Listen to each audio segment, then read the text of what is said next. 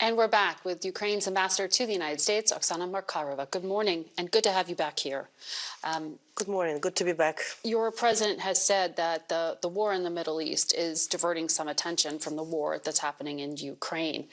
And he said that's part of Russia's goals. So I want to hear from you where you think the conflict is, because I know that Ukraine has said it is running very short of U.S.-provided aid.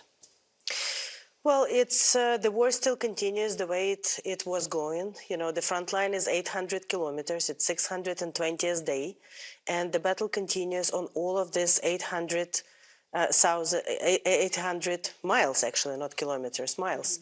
It's longer than from here to Chicago. So we do need ammunition, we do need air defense, we need all of the capabilities that we have been receiving and we were discussing. And of course, you know, right now, all the eyes are on US Congress because we need the continuation of that. We already ran out of some of the programs. We completely utilized them. And yes, we have, thanks to the planning and Congress and administration, some remaining money that we're using, but the time is of the essence.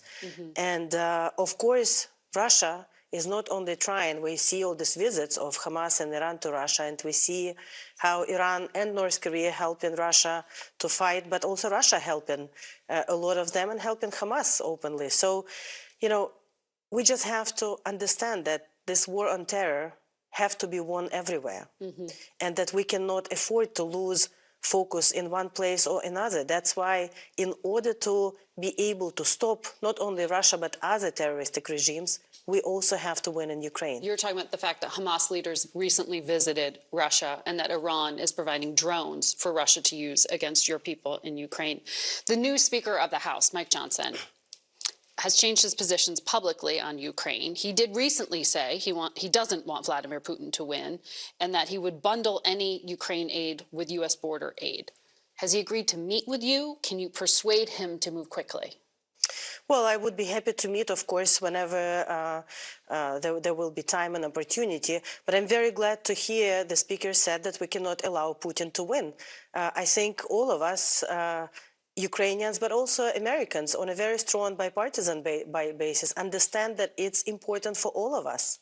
We cannot let aggressive, terroristic, non-democratic country to win, which just started a war of choice with no provocation.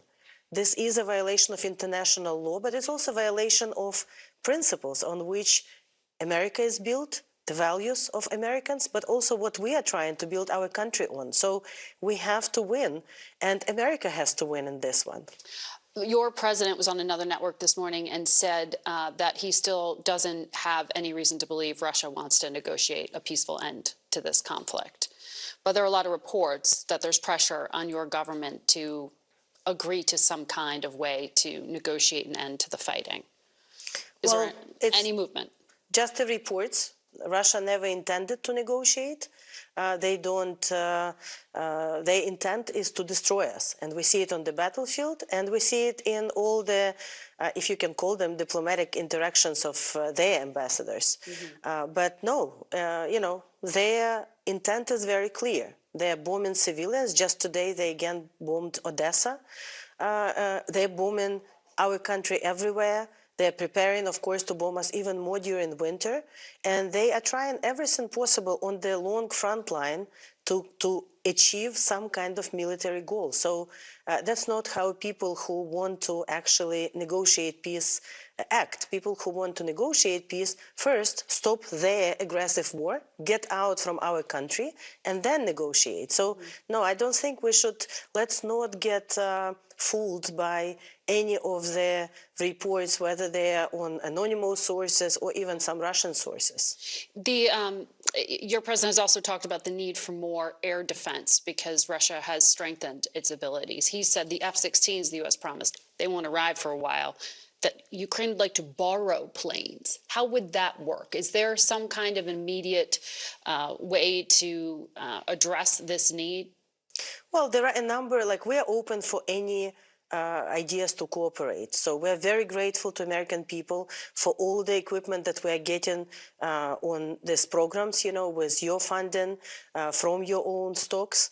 And we really, again, count on Congress to continue that. We're ready to rent or lease or use any other equipment, including the American equipment. It's not only from the US.